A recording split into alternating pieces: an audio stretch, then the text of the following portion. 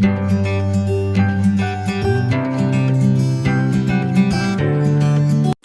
हम बनाने वाले हैं स्वादिष्ट चीज़ मसाला पूरी घर पे काफ़ी आसान तरीके से।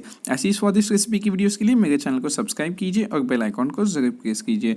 तो सबसे पहले यहाँ पे एक बड़े से मिक्सिंग बाउल में मैंने 1 कप उबले हुए और स्मैश किए हुए आलू लिए। इसमें मैं आधा चम्मच लाल मिर्च पाउडर, 1/4 चम्मच धनिया पाउडर, आधा चम्मच चाट मसाला और नमक डाल दूंगा स्वाद अनुसार। और इन सारी चीज़ों को हमें इसे अच्छे से मिक्स कर लेना है।